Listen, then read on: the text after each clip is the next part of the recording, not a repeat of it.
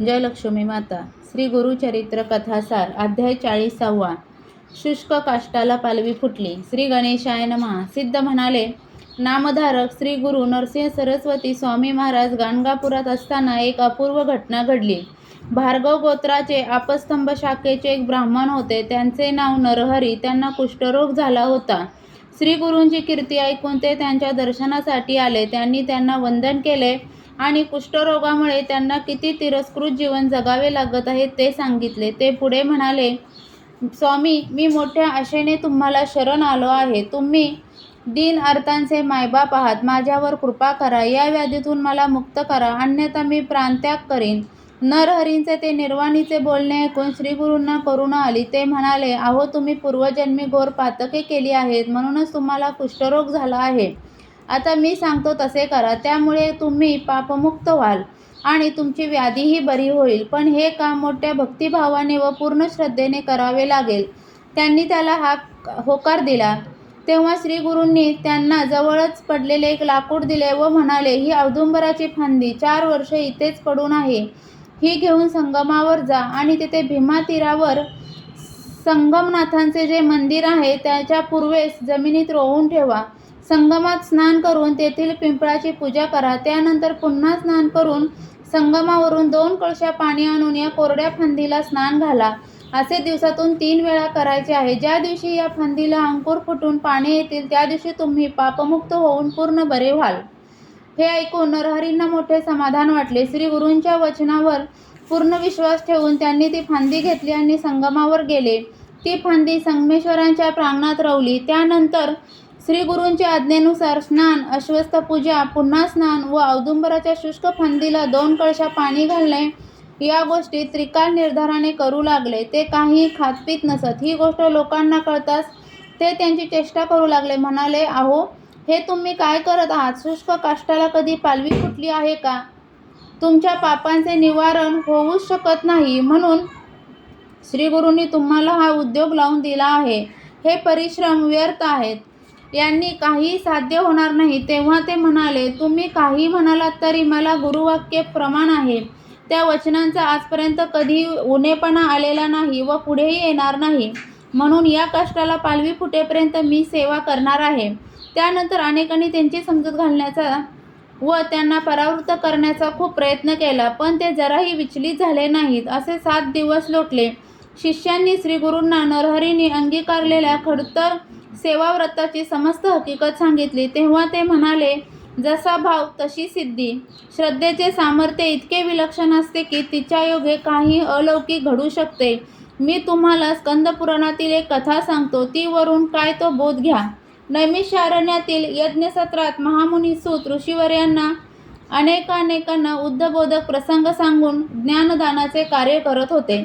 एके दिवशी गुरुभक्ती या विषयावर बोलताना ते म्हणाले, ऋषीजन हो, संसारातून सुखरूप तरुण जाण्यासाठी गुरुभक्ती हाच एक सुलभ उपाय आहे. दृढ भावनेने गुरुभक्ती करणाऱ्याला अप्राप्य असे काहीच नसते. म्हणून गुरूंना मनुष्य मानू नये, त्यांचे गुणदोष पाहू नयेत. गुरु हेच परमेश्वर आहेत अशी दृढ निष्ठा ठेवून त्यांच्या उपदेशानुसार वागावे. त्यांची अनन्य भावाने सेवाभक्ती करणाऱ्या भगवान शंकर नित्य प्रसन्न असतात. मंत्र, तीर्थ, ब्राह्मण, देवता, वैद्य, भविष्यवेत्ता व गुरु यांच्या ठायी जशी भावना असेल तशीच फलप्राप्ती होते. याची साक्ष पटण्यासाठी मी तुम्हाला एक सत्य कथा सांगतो, ऐका. पूर्वी पांचाल देशात सिंहकेतू नावाचे भूपती राज्य करत होते. धनंजय हे त्यांचे पुत्र. एके दिवशी ते राजपुत्र काही भिल्लांना बरोबर घेऊन मृगयेसाठी निबिड अरण्यात गेले होते. श्वापदांच्या मागे धावताना त्यांची खूपच दमछाक झाली होती, म्हणून ते विश्रांतीसाठी थांबले. त्यांनी भिल्लांना पाणी आणण्यासाठी पाठवले. पाण्याचा शोध घेणाऱ्या त्यांच्यापैकी एका भिल्लाला अरण्यात एक जीर्ण शिवालय दिसले. त्याच्या गाभाऱ्यात एक भग्न शिवलिंग होते. ते त्याने उचलले. तेवढ्यात धनंजय तेथे आले.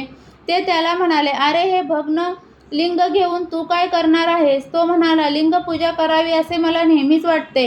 हे अनायासे सापडले आहे आणि त्यातल्या त्यात बरेही आहे, म्हणून मी घेतले आहे. त्याचा भाव पाहून राजपुत्रांना हसू आले. ते म्हणाले, ठीक आहे, तू याची एकाग्र चित्ताने रोज पूजा कर. भिल्ल म्हणाला, लिंगाची पूजा कशी करतात ते मला माहीत नाही. आता तुम्हीच माझे गुरु व्हा. मला लिंगपूजेचा विधी नीट समजावून सांगा. ते म्हणाले, घरी गेल्यावर या लिंगाची स्थापना कर. हे लिंग म्हणजेच भगवान शंकर अशी दृढ श्रद्धा ठेवून तू आपल्या पत्नीसहित याची नित्य पूजा कर. स्मशानातून रोज नवीन चिताभस्म आणून या लिंगाला लेपन कर. याला बेलपत्र व फुले वाहून धूप दीप नैवेद्य अर्पण कर. घरात शिजवलेल्या अन्नाचा नैवेद्य दाखवून तो शिवजींचा प्रसाद म्हणून तुम्ही दोघांनी तो भक्षण करा.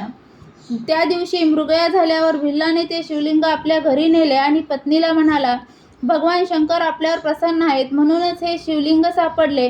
आता गुरूंच्या उपदेशानुसार याची पूजा करूया. पत्नीनेही त्याला संमती दिली. मग एका शुभ दिनी त्यांनी त्या शिवलिंगाची घराजवळच स्थापना केली व त्याची नित्यनेमाने पूजा करू लागले. तो शबर स्मशानात जाऊन नवीन चिताभस्म आणत असे. एके दिवशी चिताभस्म मिळालेच नाही. त्यासाठी तो आसपासच्या 7-8 गावांमध्ये पायपीटही करून आला, पण उपयोग झाला नाही. तो निराशेने पत्नीला म्हणाला, चिताभस्म नाही तर पूजा कशी करणार? गुरूंनी सांगितल्याप्रमाणेच पूजन झाले पाहिजे, अन्यथा ते व्यर्थच ठरते. तेव्हा शबरी म्हणाली, नाथ, चिंता कसली करता? तुम्हाला चिताभस्मच हवे आहे ना, ते मी देते. तुम्ही मला घरात कोंडून ते पेटवून द्या. ते भस्म ईश्वरांना अर्पण करा. या देहाचा कधीतरी नाश होणारच आहे आणि या समयी हा सत्कार्यासाठी उपयोगी पडला तर मला आनंदच आहे. माझे प्राण गेले तरी चालतील, पण शिवपूजेत खंड पडू देऊ नका. ते ऐकून शबराला धक्काच बसला. तो खिन्नपणे म्हणाला, प्रिये, हे तू काय बोलते आहेस? तू सुंदर आहेस, तरुण आहेस आणि अजून अपत्यही पाहिलेले नाहीस. मग मी तुझा कसा घात करू? त्यामुळे स्त्री हत्येचा दोष घडेल, पुण्याऐवजी पाप लागेल आणि लोक माझी निंदा करतील. शिवजीही माझ्यावर प्रसन्न होणार नाहीत. मी काय करू? पण शबरी आपल्या निश्चयावर ठाम होती. तिने त्याची समजूत काढली. मग त्यानेही मन घट्ट केले. तिला घरात कोंडून अग्नी लावला. त्या धडधडत्या अग्नीत ती जळून गेली. त्याने ते भस्म घेतले. त्या दिवशी शिवपूजनात तो इतका मग्न झाला की आपण आपल्या पत्नीचे दहन केले आहे ही गोष्ट त्याच्या लक्षात राहिली नाही. पूजन झाल्यावर तो आपल्या पत्नीला प्रसाद आणण्यासाठी हाक देऊ लागला. रोजच्या सवयीप्रमाणे त्याने तेव्हाही हाक मारली. तशी ती लगबगीने आली आणि प्रसाद घेऊन घरात गेली. ते पाहताच त्यांना मोठे आश्चर्य वाटले. हे स्वप्न आहे की सत्य? त्याला काहीच कळेना. त्याने पत्नीला विचारले, हा काय प्रकार आहे? तू जिवंत कशी? घरीही पहिल्यासारखे उभे दिसत आहे. ती म्हणाली, मी काय सांगू? तुम्ही घराला अग्नी लावताच मला गाढ झोप लागली.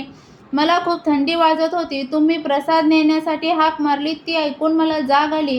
त्याने ओळखले, ही सर्व शंभू महादेवाची अद्भुत लीला आहे. तोच काय आश्चर्य! ते महाप्रभू, ते कैलासनाथ त्यांच्या समोर साक्षात प्रकट झाले. त्यांना पाहून त्या उभयतांना अत्य आनंद झाला. त्यांनी त्यांना वंदन केले. तेव्हा ते म्हणाले, धन्य आहे तुमची भक्ती.